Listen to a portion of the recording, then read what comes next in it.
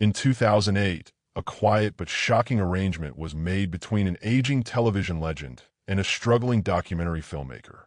The man was Pernell Roberts, once known to millions as Adam Cartwright on the hit Western Bonanza. The filmmaker was Marcus Webb, a man who needed money more than he needed comfort. Roberts, already weak from pancreatic cancer and aware that his time was short, offered Webb $50,000 to record a final confession, 6 hours of interviews with no restrictions, no forbidden topics, and no holding back. There was only one condition. When the interviews were finished, every recording had to be destroyed immediately, as if they had never existed. Roberts was very clear. He did not want the recordings released while he was alive, and he did not want them released after his death either. He wanted them erased completely. He said that speaking the truth was something he needed for himself, not for history, not for fans, and not for Hollywood. Webb agreed because he needed the payment, but he also sensed that he was about to witness something important, a man trying to settle his conscience before the end. The interviews were filmed at Roberts' home in Malibu over 2 weeks. He was 80 years old, tired, thin, and sometimes in visible pain, but once the camera started rolling, his voice grew strong. He spoke with a mix of anger, sadness, and relief, as if he had been carrying a heavy burden for decades and was finally putting it down. He talked about his career, about Hollywood, about the people he believed had betrayed him, and most of all about the decision that had defined his life, walking away from one of the most successful television shows in history. When the final session ended, Roberts looked at the recording equipment with calm determination. He reminded Webb of the agreement. Webb deleted the files in front of him, emptied the digital trash, and formatted the drives. Roberts watched carefully until he was satisfied that the confession was gone. He thanked Webb quietly, as if he had just completed something deeply personal. But what Roberts did not know was that Webb had secretly saved backup copies. As a documentarian, he could not bring himself to destroy what he believed was an important piece of television history. Roberts died in 2010, and for years the recordings remained hidden. Only in 2024, long after the other stars of the show had also passed away, did Webb finally release selected portions. He did not release everything, only the parts where Roberts explained why he left and why he never forgave certain people. What emerged was not just a story about television, but about principle, pride, loneliness, and the cost of standing alone. To understand why Roberts' confession mattered, it is necessary to understand what he walked away from. When Bonanza premiered in 1959, it quickly became a cultural phenomenon. The show followed the Cartwright family, ranchers in Nevada, led by the wise father Ben Cartwright, played by Lorne Greene. His sons were Haas, played by Dan Blocker, Little Joe, played by Michael Landon, and Adam, the serious and thoughtful eldest son, played by Roberts. By the early 1960s, the show had become one of the most watched programs in the world, drawing tens of millions of viewers each week. It offered adventure, family values, and a romantic vision of the American West. For audiences, the Cartwrights felt like family. For the actors, it meant fame, wealth, and security. Leaving such a show was unthinkable. Yet in 1965, at the height of its success, Roberts did exactly that.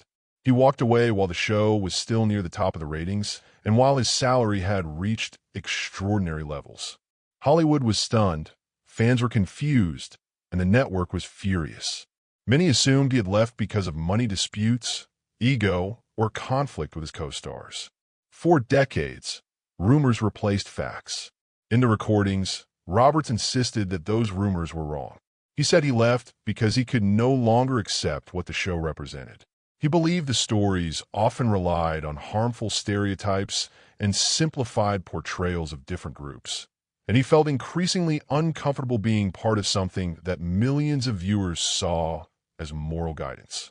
He argued with writers and producers, asked for changes, and tried to push for more thoughtful storytelling. When nothing changed, he felt he had only one option left: to leave entirely. Walking away, however, did not bring peace. Instead, it brought consequences he had not fully expected. Work opportunities disappeared. Relationships became strained. Some colleagues saw him as difficult, while others simply moved on. What hurt most, he said, was the feeling that his decision had been misunderstood. He believed he had acted according to conscience, yet the world treated him as if he had betrayed it. In his final reflections on the recordings, Robert said something that captured the heart of his story. Sometimes being right does not make life easier, happier, or successful. It simply leaves you alone with your conviction. He did not claim that his decision had been wise or beneficial. He admitted it had cost him deeply, but he also said he could not imagine living with himself if he had stayed. His confession was not triumphant. It was not an attempt to prove he had won. It sounded more like a man trying to explain himself before the chance was gone forever. He spoke about loneliness, about watching others succeed while he struggled, and about wondering whether principles were worth the price. Yet even with all that doubt, he repeated that he would make the same choice again. That is where his story truly begins, not as a tale of television history, but as a human story about conviction. Before naming the people he blamed or the conflicts that followed, Roberts wanted the listener to understand one thing. Leaving was not an impulsive decision or a career mistake. It was, in his mind, the only way he could remain honest with himself. And that decision would shape the rest of his life. By the early 1960s, Bonanza was no longer just a television program. It was a national ritual. Families gathered around their televisions every week to watch the Cartwrights defend their land, protect the innocent, and stand for justice in a romantic version of the Old West. The show's popularity was enormous, reaching tens of millions of viewers at a time when there were only a handful of channels. It was more than entertainment. It shaped how people imagined history, morality, and family. At the center of this fictional world stood the four Cartwright men. Lorne Greene played Ben Cartwright, the wise and steady father who guided his sons through every crisis. Dan Blocker portrayed Haas, the gentle giant whose kindness made him beloved by audiences. Michael Landon played Little Joe, the passionate youngest son who often acted before thinking. And then there was Pernell Roberts as Adam, the thoughtful eldest brother, educated, serious, and sometimes distant. Together, they represented strength, unity, and moral certainty. Behind the scenes, however, Roberts increasingly felt disconnected from the image the show projected. While the series promoted values of fairness and justice, he believed some storylines relied on oversimplified portrayals of different cultures and communities. He began questioning whether the show's version of the West was honest or merely comfortable. At first, he raised concerns privately, hoping for change. He spoke with writers, producers, and colleagues, arguing that television had power and therefore responsibility. For a while, he believed improvements might happen. Early on, he had been attracted to the role because he thought the series would explore serious themes about society and morality. But as ratings climbed, the priority shifted toward maintaining popularity. Scripts became safer, more predictable, and designed to appeal to the widest audience possible. Roberts felt the opportunity for meaningful storytelling was fading, replaced by formulas that guaranteed success but avoided controversy. The conflict inside him grew slowly. On one hand, he was part of the most successful show of his career, earning more money than he had ever imagined and receiving recognition across the country. On the other hand, he felt increasingly uncomfortable delivering lines and scenes that did not align with his beliefs. He later described this period as living two lives, the public life of a successful television star and the private life of a man questioning everything he was part of. Tension also developed with colleagues, not because of personal hostility, but because of different priorities. Some cast members saw the show as a job and a blessing that provided stability for their families. Others believed that changing the system from within was impossible. Roberts, however, felt that continuing without speaking out meant accepting things he could not accept. His insistence on discussing scripts and themes sometimes made him appear difficult, even though he believed he was trying to improve the show. The turning point came when he realized that his influence was limited. Television production was controlled by networks, sponsors, and ratings, not by actors. Even the show's creator had to compromise to keep the program on the air. Roberts understood that he could either adapt to the system or step away from it. Neither option felt easy, but one felt honest. By 1965, the decision had become unavoidable. Leaving meant walking away from financial security, fame, and a guaranteed future in television. Staying meant silencing his doubts and continuing as if nothing was wrong. He spent months weighing the consequences, aware that whatever he chose would define the rest of his life. When he finally announced his departure, the reaction was immediate. The network worried about losing a major star. Fans were shocked that a beloved character would disappear. Colleagues were uncertain how the show would continue without one of its original leads.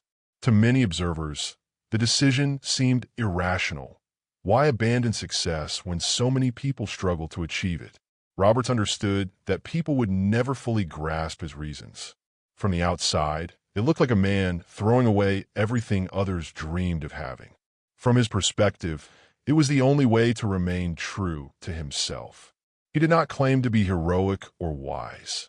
He simply believed he could not continue pretending. The departure marked the beginning of a long and complicated aftermath. Some people admired his conviction, but many viewed it as stubbornness. Opportunities in Hollywood became harder to find, and he discovered that leaving a hit show carried consequences beyond what he had imagined. The industry valued reliability, and walking away from success raised doubts about future commitment. Years later, reflecting on that moment, Roberts admitted that he had underestimated how much his identity was tied to the character of Adam Cartwright. To audiences, he was not just an actor, he was part of a family they loved. When he left, it felt to them as if a member of their own household had disappeared.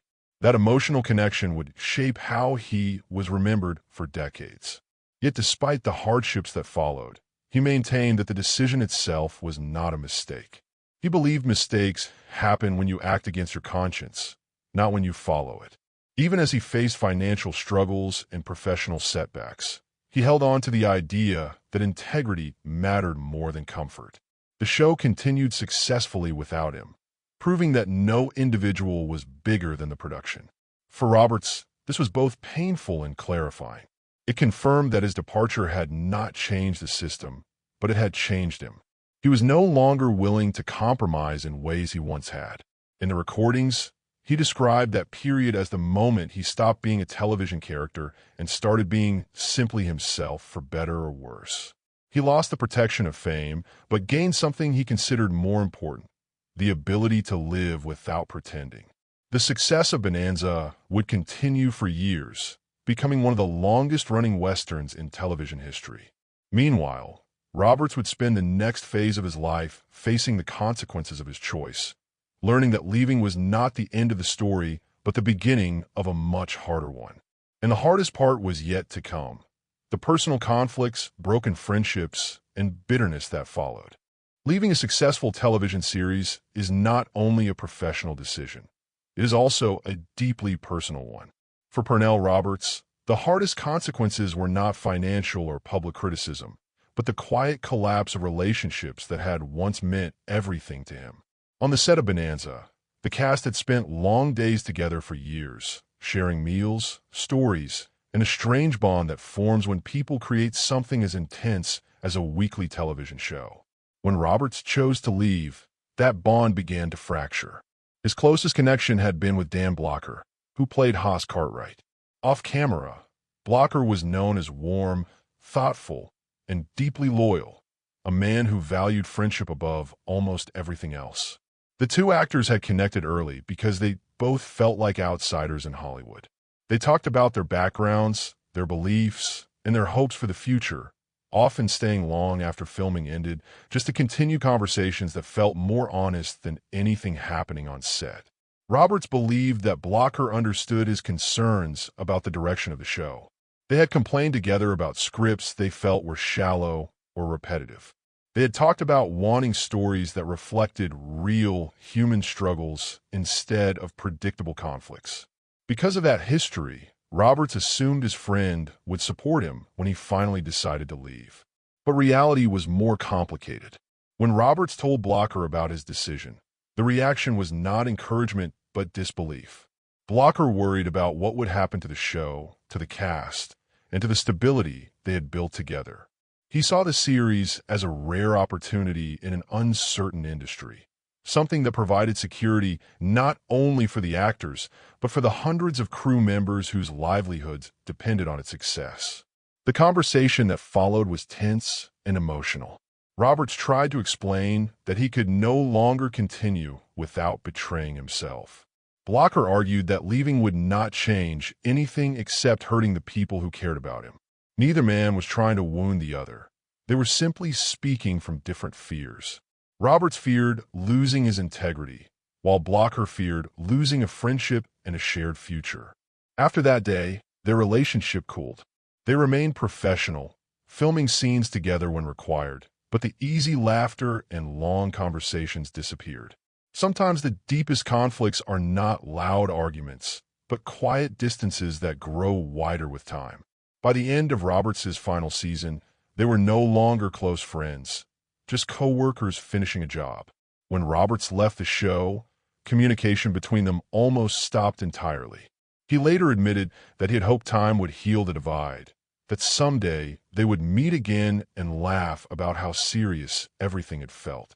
But that reunion never came. In 1972, Blocker died unexpectedly at the age of 43, shocking the entertainment world and devastating those who loved him. Roberts attended the funeral, standing quietly among the crowd, overwhelmed by regret and memories of what they had once shared. He realized that some separations cannot be repaired because time does not wait for reconciliation.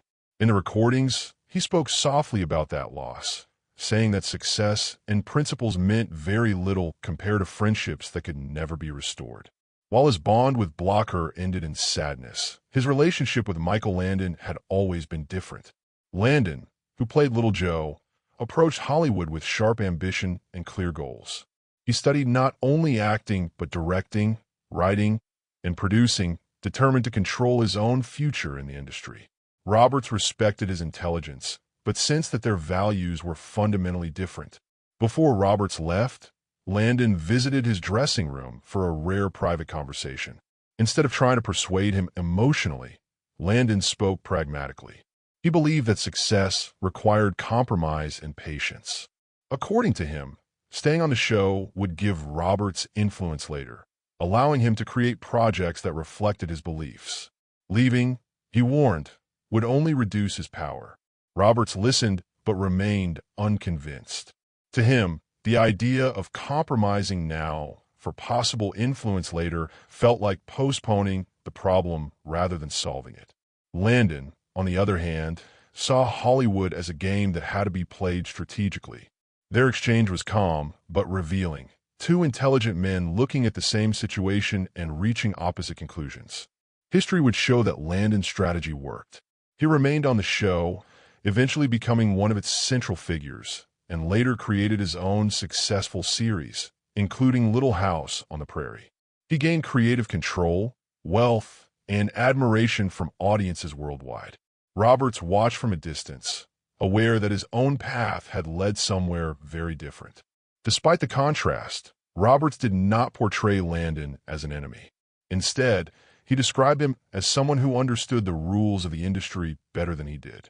In a way, Landon represented the life Roberts might have had if he had chosen ambition over conviction. That realization brought a mixture of respect and lingering bitterness. The years after leaving were marked by uncertainty. Work came slowly, often in theater rather than television. Roberts discovered how quickly fame can fade when it is no longer supported by a weekly appearance in people's homes. He faced financial struggles and moments of doubt, wondering whether he had underestimated the cost of his decision. Yet he also found unexpected freedom. Without the demands of a major series, he could choose roles that interested him and speak openly about issues he cared about.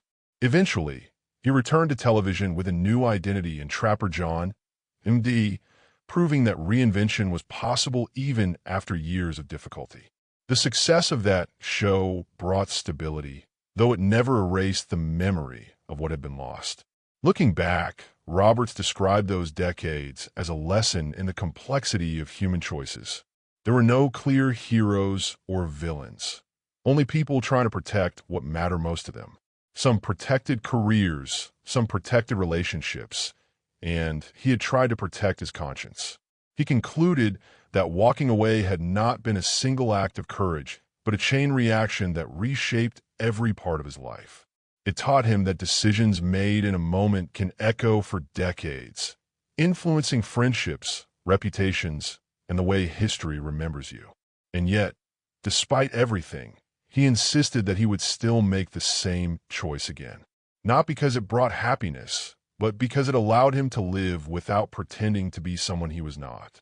The final and most painful chapter, however, was not about colleagues or Hollywood at all. It was about the audience he had once entertained and the complicated relationship between fame and ownership. In the final portion of the recordings, Pernell Roberts spoke less about Hollywood and more about the people he had never met, the millions who had watched him every week on Bonanza. Fame had once felt like a connection, as if the audience were an extended family gathered around the same campfire each Sunday night. But when he walked away from the show, that imagined family transformed into something colder and far more complicated. At first, the reaction arrived as letters. Bags of mail delivered to studios, agencies, and even theaters where he performed. Some were polite, asking why he had left a show that meant so much to them. Others were confused, as if they believed he had abandoned not a role, but a responsibility. And then there were the harsh ones. Messages filled with anger from viewers who felt personally betrayed. What unsettled Roberts most was not the criticism itself, but the intensity behind it. Many fans spoke as if Adam Cartwright were a real person who had chosen to disappear, leaving a family incomplete. They wrote about the Cartwrights as though they were neighbors rather than fictional characters. It revealed how deeply television had woven itself into people's lives and how difficult it was for audiences to separate actor from role. Encounters in public became unpredictable. Some people expressed admiration, thanking him for years of entertainment. Others confronted him with accusations, demanding explanations as though he owed them one. A few interactions were painful enough that he began avoiding crowded places altogether. Restaurants, airports, even quiet streets could turn into reminders that fame did not fade as quickly as he wished. Over time, he developed a theory about celebrity, that it creates a silent contract between performer and audience. Viewers invest emotion, loyalty, and time, and in return they expect consistency. When that consistency breaks, the disappointment can feel personal, even though the performer has simply made a professional decision. Roberts believed he had underestimated how strong that contract was. The irony was that the show continued successfully without him. The Cartwright family adapted, new stories were told, and ratings remained high. Yet his absence lingered in public memory, turning into a defining feature of his identity. Instead of being remembered primarily for his performances, he became known as the one who left. It was a label that followed him for decades, appearing in interviews and articles no matter what else he accomplished. When he later achieved success with Trapper John, MD, he hoped the narrative would shift. The medical drama allowed him to play a mature, thoughtful character very different from the quiet gunslinger of his earlier years. Critics praised his work, and new audiences discovered him without the baggage of the past. For a while, it seemed possible that his career might be redefined. But the shadow of Bonanza remained. Journalists inevitably asked about his departure, often framing it as a mistake or a mystery that still needed solving. Roberts grew weary of repeating the same explanations, realizing that some stories never truly end because people prefer the drama of unresolved questions. As he aged, reflection replaced frustration. He began to see his life not as a tragedy or a triumph, but as a complicated journey shaped by choices that could not be undone. He acknowledged the opportunities he had lost, but also recognized the experiences he had gained, the theater roles, the travels, the freedom to speak openly about issues that mattered to him. In the recordings, his voice softened when he spoke about mortality. Facing illness had stripped away the need to defend himself. He no longer cared whether history judged him kindly or harshly. What mattered was understanding his own motivations and making peace with the consequences. He admitted that there had been years when bitterness consumed him, when he watched others succeed and wondered whether he had sacrificed too much. But he also described moments of quiet pride, times when he met people who appreciated his honesty or younger actors who said his story encouraged them to stand by their convictions. One of his final reflections centered on the idea that being right and being happy are not always the same. A decision can align perfectly with one's beliefs and still lead to loneliness. He did not claim to have solved that contradiction. He simply accepted it as part of life.